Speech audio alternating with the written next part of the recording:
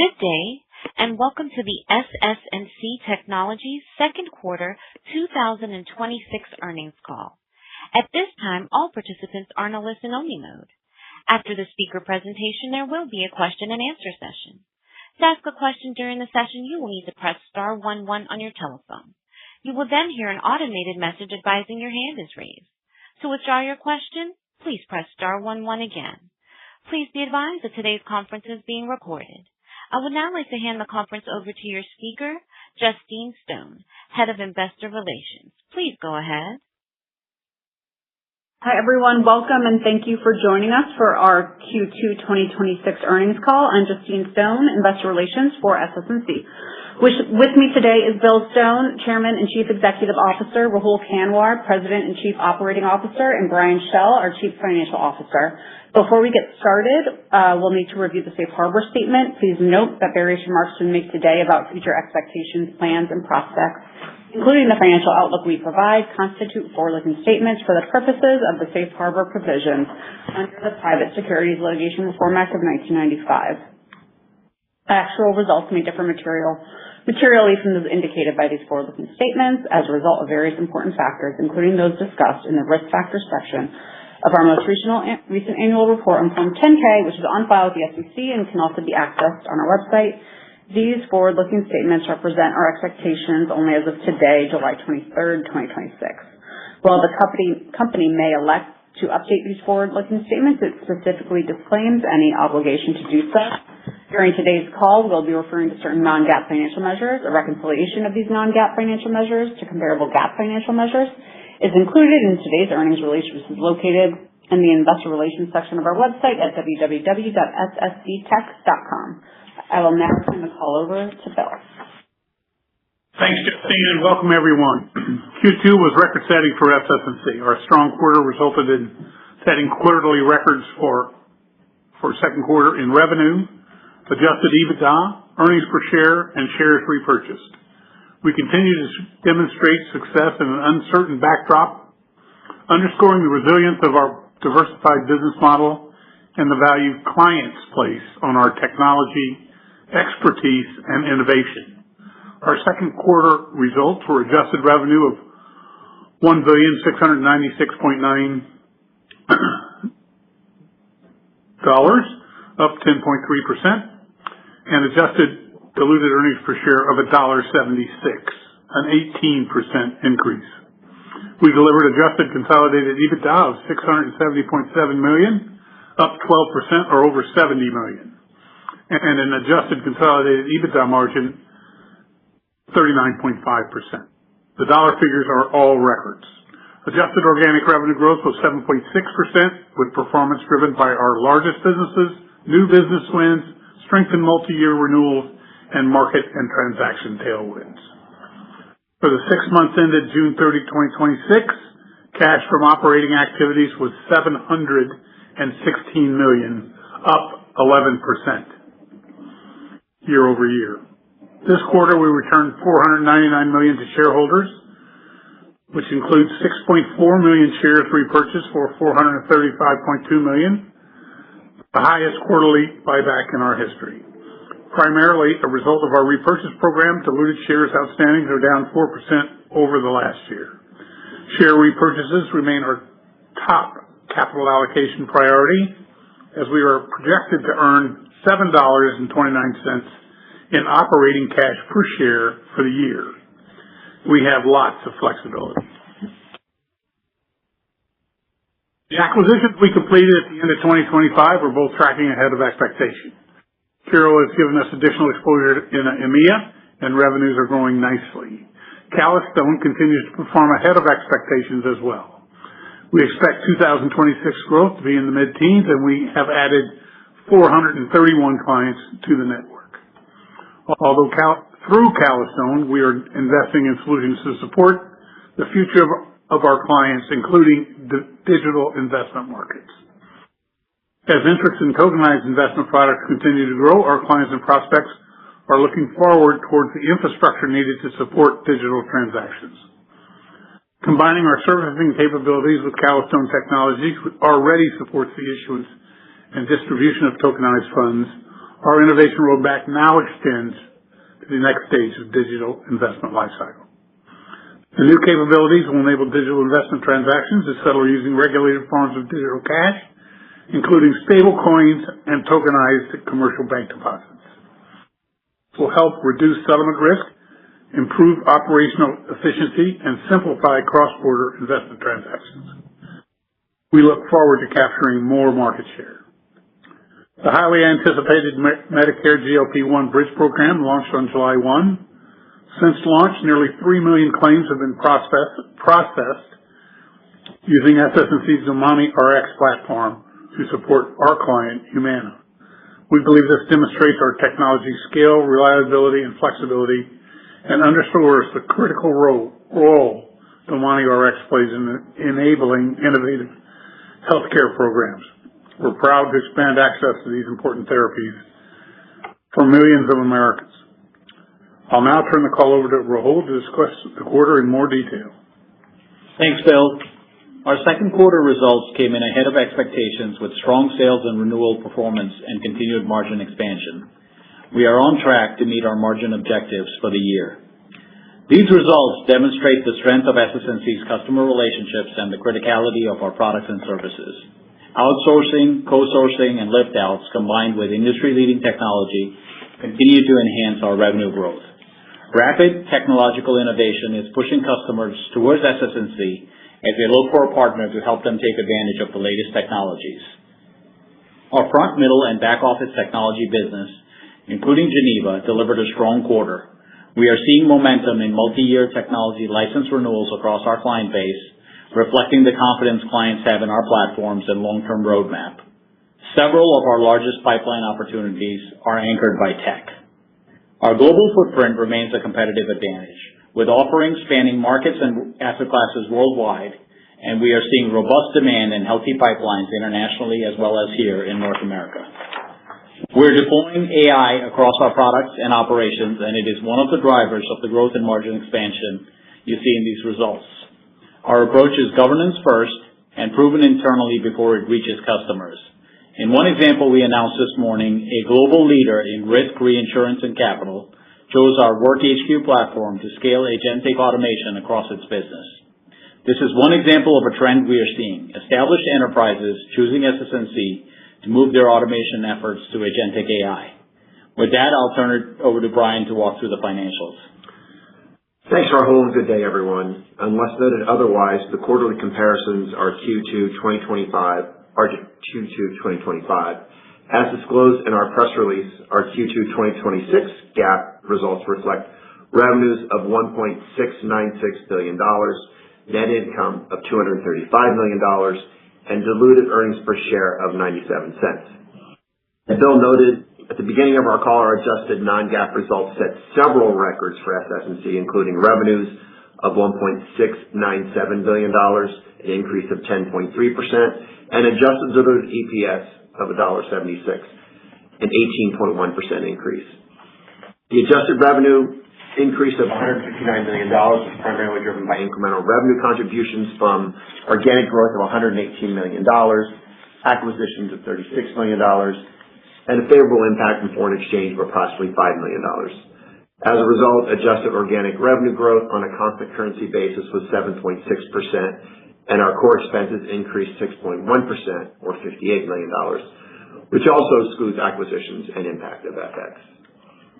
Adjusted consolidated EBITDA, also a record, was $671 million, reflecting an increase of $70 million, or 11.7%, and a margin of 39.5%, a 50 basis point expansion. Net interest expense for the second quarter was $107 million, an increase of $1 million year over year. Record adjusted net income was $426 million, up 13.3%, and adjusted diluted EPS of $1.76 was up 18.1%. Our effective non-GAAP tax rate was 22.5% this quarter. Note, for comparison purposes, we have recast the 2025 adjusted net income to reflect the full year effective tax rate of 22%.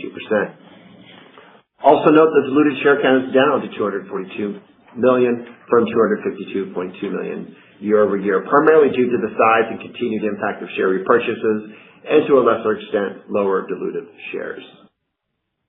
Cash flow from operating activities grew 11.1%, driven by growth in earnings. SS&C ended the second quarter with $435 million in cash and cash equivalents and $7.6 billion in gross debt. SS&C's net debt was $7.2 billion, and our last 12 months consolidated EBITDA was $2.6 billion. Resulting net leverage ratio is 2.75 times. In addition, we are actively exploring refinancing opportunities for our bonds maturing in 2027 to further optimize our capital structure. As we look forward to the third quarter and the full year 2026 with respect to guidance, we will continue to focus on client service and expect that retention rates will be in the range of our most recent results. We will continue to manage our business to support our long-term growth and manage our expenses by controlling and aligning variable expenses, increasing productivity and leveraging technology and AI tools to improve our operating margins, and strategically investing in the business, especially with respect to R&D, sales, and marketing. Specifically, we have assumed short-term interest rates remain at current levels, an effective tax rate of approximately 22.5% on an adjusted basis, capital expenditures to be 4.4 to 4.8% of revenues, and a stronger weighting to share repurchases versus debt reduction. For the third quarter of 26, we expect revenue to be in the range of $1.657 to $1.697 billion and 5% organic revenue growth at the midpoint. Adjusted net income in the range of $413 to $429 million. Interest expense, excluding amortization of deferred financing costs and the original issue discount, in the range of $103 to $105 million. And adjusted diluted EPS in the range of $1.73 to $1.79. For the full year of 2026, we increased our expectations to revenue to be in the range of $6.672 to $6.832 billion and 5.5% organic revenue growth at the midpoint. Targeted EBITDA growth of 9.3%, EBITDA margin expansion of 50 basis points with a goal of a 40% margin in Q4. Cash from operating activities in the range of $1.717 to $1.817 billion. Adjusted net income in the range of $1.67 to $1.77 billion. Adjusted diluted EPS in the range of $6.93 to $7.25, reflecting approximately 15.5% growth at the midpoint. And now, back to Bill. Thanks, Brian. We believe our results speak to the strength of our business and consistency of our execution. Our clients continue to invest in SS&C and expand their relationships with us. We remain disciplined in how we operate, invest, and allocate capital in ways that create long-term shareholder value. In September, we look forward to welcoming our clients at our Deliver conference in Orlando, Florida. We have a lot of great sessions, demos, and speakers lined up. And in partnership with NASDAQ, we will be hosting a remote opening bell ringing during our time there. With that, I will now open it up to questions. Thank you. As a reminder, to ask a question, please press *11 on your telephone and wait for your name to be announced. To withdraw your question, press *11 again. Due to time restraints, we ask that you please limit yourself to one question and one follow-up question. You may then return to the queue. Please stand by while we compile the Q&A roster. And our first question will come from the line of Dan Perlin with RBC Capital Markets. Your line is open. Thanks. Good evening, everyone, and fantastic quarter. So the organic growth, it was a couple hundred basis points above guidance. I would just love to get a little bit more color in terms of the kind of context around that. It sounds like there were some big license renewals in the quarter. I'm wondering, oftentimes, Bill, you talk about like you'll sell whatever you need, right? So it's a license quarter or it's a big recurring. You just want to make the sale. So I'm wondering how these deals are kind of flowing right now, because it feels like there's a pretty big tilt towards maybe some of these license renewals. Well, then, we get those license renewals when the contract runs out, right? So if we have a 7-year contract and it runs out, generally when they renew, they want to renew for another 7 years. So that, obviously with the accounting pronouncements on 606, that creates somewhat of a rush on revenue. So it depends when these things hit. I think one hit in June this year, and so I just think that that's a little bit of the lumpiness of the business. But as we get larger, we have more and more of these big clients with big renewals, and so in some ways it kind of smooths out. But we did have a couple of big renewals in Q2, and that's why organic revenue was up a couple hundred extra basis points. Got it. And then just a quick follow-up. Also, I guess in the context of organic growth, you mentioned kind of market and maybe some transactional activity, but I'm really thinking more market, and maybe it probably falls heavy in the GlobeOp, I think. But, could you just remind us, like, market volatility, directional moves in the market, strength or otherwise, and how much that can play into any one given quarter? Obviously, you don't predict that into your guidance, but just trying to understand directionally how that might have impacted your organic growth as well. Thank you.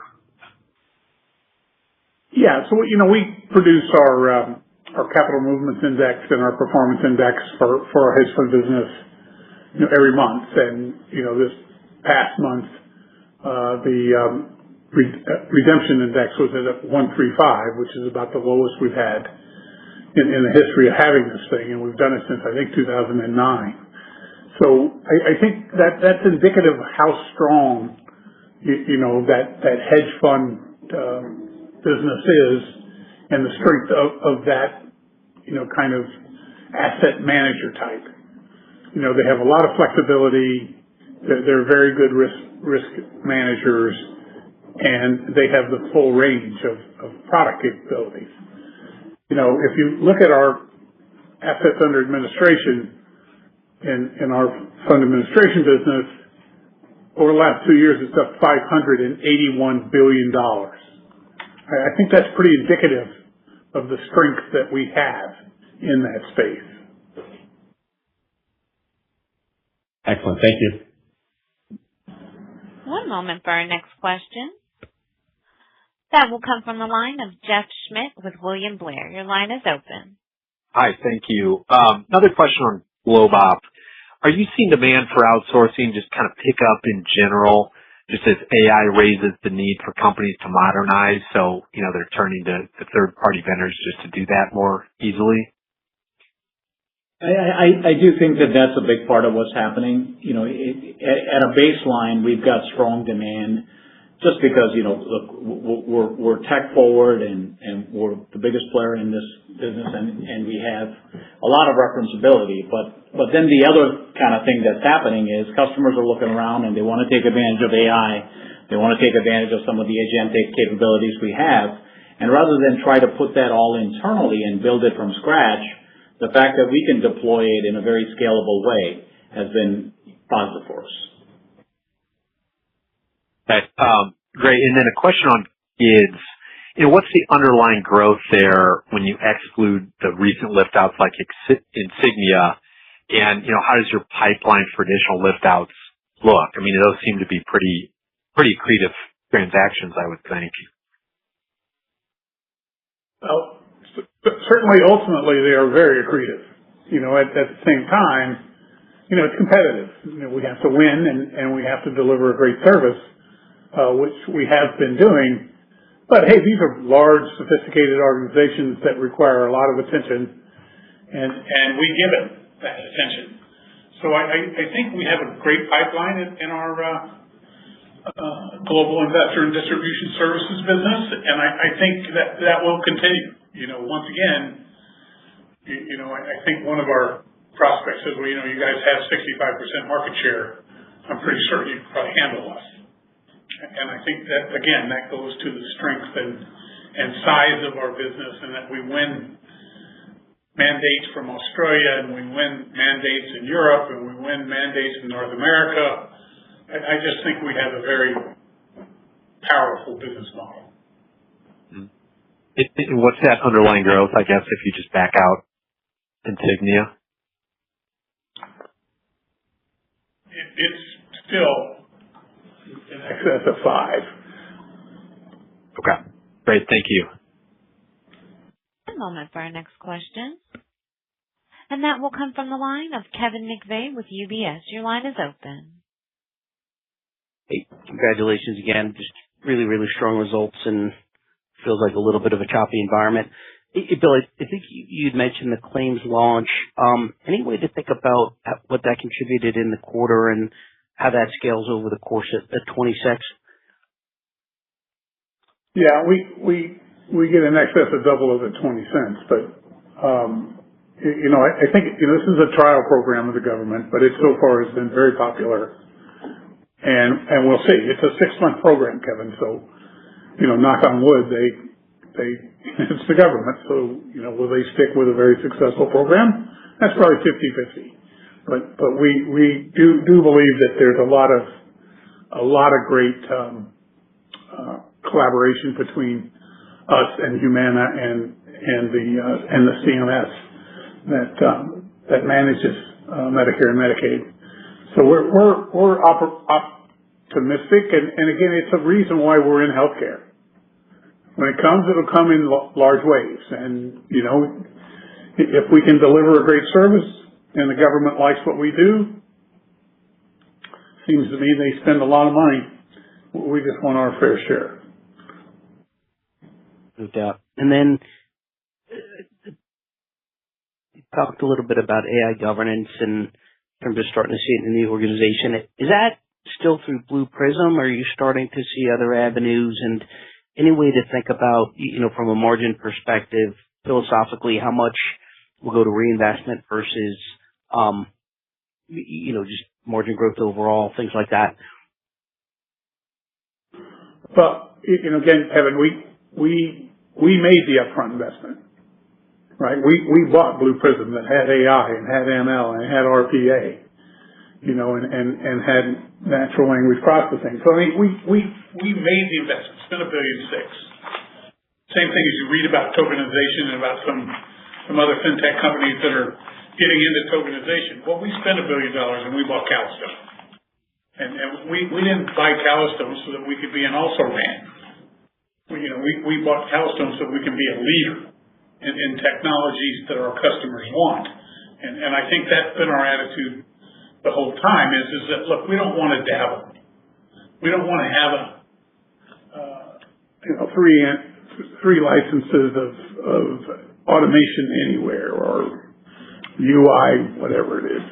So it is something where, we got 1,400 people when we got Blue Prism, and we got another 250 and probably added another 25 with Calastone. So we're optimistic about where we're putting our investments, how we're using it, why we focus on governance and protection for our customers, because they're in highly regulated businesses, and black eyes in highly regulated businesses are not good. Super helpful. Thank you. Thank you. And our next question will come from the line of Alexei Gogolev with JP Morgan. Your line is open. Hi, this is Bella Kamajan for Alexei. Thanks for taking the question and congrats on the quarter. So given the organic growth performing so positively this quarter, especially the call out from those large license renewals, how should we think about 3Q organic growth implying a step down? Is that mainly renewal timing rolling off? And potentially, are there any other similarly sized renewals in the second half that could be potentially offering some upside? Our pipeline is full of opportunities. There are some renewals coming up as well. So we have opportunities to outperform. We're being our consistent self of great revenue growth, great earnings, and not getting ahead of our skis. So that's the same thing we're going to do for Q3 and Q4, but we're not going to pre-beat the drum. We'll let the drum beat itself. Got it. That makes sense. And just a quick follow-up. So looking at your capitalized software spend, where would you say that investment is mostly concentrated today? Is that mainly a function of the recent WorkHQ launch? implementation tooling or perhaps other platforms? And should we expect that level to persist into, second half of this year into 2027? We brought out a number of new systems. We brought out Genesis in asset management. We have a new release of Eclipse. We're bringing out a new release of DBC. We're bringing out, we brought out the Money RX, and we're bringing out a new release of our medical claims. We brought out, like you said, Work HQ and our guide rails, our AI guardrails product that we have brought out as well. And I think there's a number of other initiatives that we're doing, building out our private cloud, and making sure that our cybersecurity is very redundant. So I think we're going to have similar capitalized software and investment in R&D, but at the same time, I think we're going to have some, very, very material ways to improve our margins through adaptation of AI agents and other technologies that are available today. Got it. That's very helpful. Thank you again. Thank you. And our next question will come from the line of Pete Heckman with D.A. Davidson. Your line is open.